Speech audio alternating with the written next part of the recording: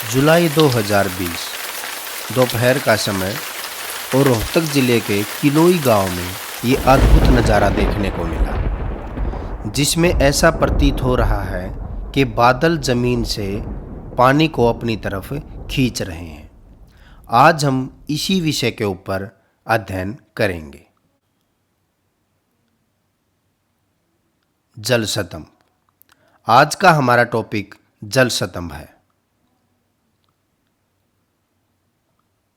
इस वीडियो में हम जल स्तंभ की अवधारणा, गठन और प्रकार के बारे में जानकारी प्राप्त करेंगे, जो आपकी प्रतियोगी परीक्षाओं के लिए भी बहुत उपयोगी है।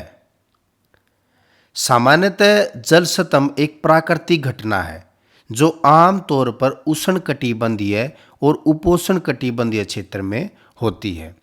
जल स्तंभ की जो घटना है वो पृथ्वी पर जो गर्म क्षेत्र हैं वहाँ पर घटित होती है। इसके गठन के लिए नमी और गर्म तापमान की अत्यधिक तीव्र स्तर की आवश्यकता होती है। यानी कि जब जल स्तंभ बनने की जो प्रक्रिया होती है वो ज़्यादा तापमान और ज़्यादा नमी वाली स्थितियों में बनती है। पृथ्वी की सतह पर प्रमुख पवन प्रणालियों के अलावा कुछ विशेष प्रकार की हवाएं होती हैं जो स्थलाकृतिक या स्थानीय तापमान के अंतर से बहुत ही छोटे स्तर पर बहुत ही कम क्षेत्र में उत्पन्न होती हैं। ये पवन प्रणालियाँ विशुद्ध रूप से स्थानीय कारकों द्वारा उत्पन्न होती हैं और इनका प्रभाव क्षेत्र भी काफ़ी सीमित होता है, इसलिए इन्हें स्थानीय पवनें भी कहा जाता है। पवन का चलना वायुदाब में अंतर से होता है। एक तरफ वायुदाब ज़्यादा होता है, एक तरफ वायुदाब कम होता है। ज़्यादा वायुदाब से कम वायुदाब की तरफ पवनें चलती हैं। ये किसी विशेष इलाके के मौसम और जलवायु में महत्वपूर्ण भूमिका निभाती हैं। यानी कि जो स्थानीय पवनें होती हैं वो एक छोटे स्तर पर थोड़े से इलाके को प्रभावित करती हैं। जल स्तंभ प्राकृतिक घटनाओं में से एक है जो हवा प्रणाली से भी जुड़ा हुआ है। धुंध अथवा हवा के चक्करदार यानी कि एक वृत्त, एक सर्कल के रूप में, एक चक्कर के रूप में जब धुंध और हवा घूमती है और विशेष रूप से गर्म मौसम के दौरान महासागरों, समुद्रों, झीलों और बंदरगाहों, यहाँ तक कि एक नदी के ऊपर भी जल स्तंभ बन सकता है। एक जल स्तंभ एक कपासी बादल से एक महासागर या कोई जलीय भाग उस तक उतरता हुआ प्रतीत होता है। इसका नाम जल स्तंभ है। इसके बावजूद एक जल स्तंभ समुद्र या झील के पानी से भरा हुआ नहीं होता। एक जल स्तंभ ज़्यादा ऊंचाइयों तक पानी को नहीं चूस सकता। हालांकि यह सतह के संपर्क के बिंदु से जल स्तर को 1-2 मीटर तक ऊपर उठा सकता है।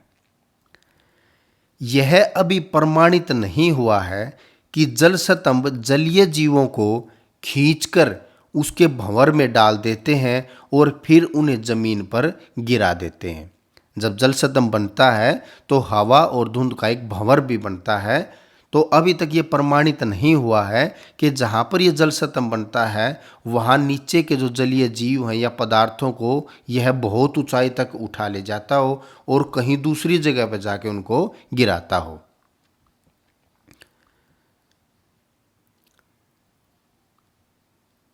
औसत जो स्तंभ होता है लगभग 50 मीटर 165 फीट व्यास का होता है। इससे ज़्यादा या कम भी कहीं कहीं पर जल स्तंभ बनते हैं। जल स्तंभ में 80 किलोमीटर प्रति घंटे की जो हवा की गति होती है, जो जमीन पर सबसे कमजोर प्रकार के बवंडर के समान गति होती है।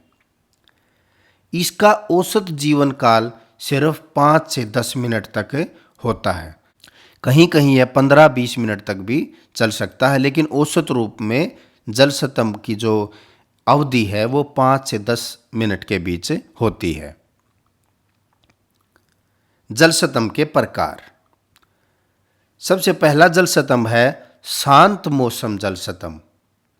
ये अपेक्षाकृत शांत मौसम के दौरान बनते हैं। यह आमतौर पर कपासी बादलों के भ्रूण स्तंभ के गहरे सपाट आधार के साथ होता है। वायु जल की सतह पर प्रसारित होने लगती है और ऊपर की ओर विकसित होती है, यानी कि जो नीचे जलीय भाग होता है उसके ऊपर जो वायु है वो ऊपर की ओर जाना शुरू कर देती है। यह मध्य सुबह के घंटों में और कभी कभी शुरुआती दोपहर में होते हैं। हमारे आसपास जो सतलीय भाग के ऊपर जो जल स्तंभ बनने की प्रक्रिया होती है वो इसी प्रकार की प्रक्रिया के द्वारा बनते हैं। बवंडर जल स्तंभ तेज आंधी से जुड़ी हवाओं से प्रभावित होकर हवा उठती है और एक ऊर्ध्वाधर अक्ष पर घूमती है। ये बवंडर होते हैं जो पानी से ऊपर बनते हैं, यानी कि जहाँ पर जलीय सतह होती है ज़्यादातर ये वहाँ बनते हैं, या कहीं पर दूसरी जगह कोई बवंडर है वो आया हुआ है और उसके साथ ज़मीन से पानी की तरफ ये चले जाते हैं। ये आमतौर पर दोपहर के बाद बनते हैं। बवंडर जल स्तंभ के निर्माण के लिए गर्म नम हवा और एक अस्थिर वातावरण की आवश्यकता होती है। व्यापारिक पवनें भी बवंडर जल स्तंभ के गठन को प्रभावित करती हैं। बवंडर जल स्तंभ सबसे शक्तिशाली और विनाशकारी प्रकार के जल स्तंभ होते हैं। शीत जल स्तंभ, इसे एक snow devil, ice pot, ice devil, snownado के रूप में भी जाना जाता है। शीत जल स्तंभ का गठन बहुत दुर्लभ है, बहुत कम मात्रा में ये बनते हैं। यह तब बनता है जब बहुत ठंडी वायु भाप को पार करती है। जल स्तंभ और चक्रवाती तूफान के बीच अंतर। जल स्तंभ एक बवंडर है जो पानी की सतह के ऊपर बनता है, जबकि चक्रवात कम वायुमंडलीय दबाव के केंद्र के चारों ओर घूमने वाली हवाओं की एक प्रणाली है, जिसमें आमतौर पर भारी बारिश हवाएं 73 से 136 समुद्री मील की गति से चलती हैं। ये जल स्तंभ और चक्रवाती तूफान के बीच में अंतर होता है। अब हम पढ़ेंगे जल स्तंभ का गठन कैसे होता है। जल स्तंभ के गठन के लिए अत्यधिक नमी और जल का अधिक तापमान होना चाहिए। आइए अब 5 चरणों के साथ हम जल स्तंभ के गठन को समझेंगे। सबसे पहली जो प्रक्रिया होती है, एक जलीय भाग है। सूर्य की तरफ से जो किरणें आती हैं वो जलीय भाग गर्म हो जाता है। उसके गर्म होने से वाष्पीकरण होता है। धीरे धीरे वायु जब ऊपर की तरफ उठती है तो वो ठंडी होनी शुरू हो जाती है और उसका संघनन होता है, जिससे बादलों का निर्माण होता है। यह एक सामान्य प्रक्रिया है जिसके द्वारा बताया गया है कि बादल कैसे बनते हैं। इसके बाद पानी की सतह पर एक डिस्क का निर्माण हो जाता है, जिसे एक अंधेरे स्थान या डार्क स्पॉट के नाम से जाना जाता है। वहां पर वायु ऊपर की तरफ उठना शुरू कर देती है। स्टेज 2 में पानी की सतह पर एक सर्पिल यानी कि घुमावदार पैटर्न बनना शुरू हो जाता है। वायु एक चक्र के रूप में घूमना शुरू कर देती है। तीसरी अवस्था में एक स्प्रे रिंग फुहारे की तरह घूमते हुए छल्ले का निर्माण होता है जो ऊपर की तरफ बढ़ता है। ये चक्रवाती तूफान की तरह प्रतीत होता है, यानी कि दिखने में ऐसा लगता है जैसे चक्रवाती तूफान में हवाएं चक्र के रूप में घूमती हैं। कुछ कुछ उसी प्रकार की छोटे स्तर की एक प्रक्रिया बनती है। स्टेज 4, इसमें परिपक्व भंवर बन जाता है।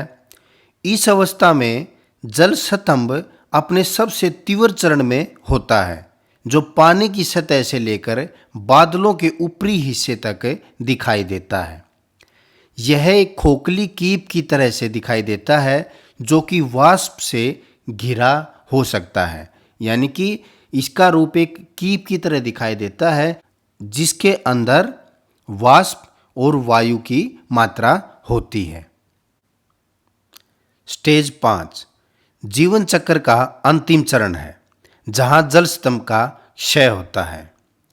इस अवस्था में भंवर में गर्म हवा का प्रवाह कमजोर हो जाता है और जल स्तंभ ढह जाता है।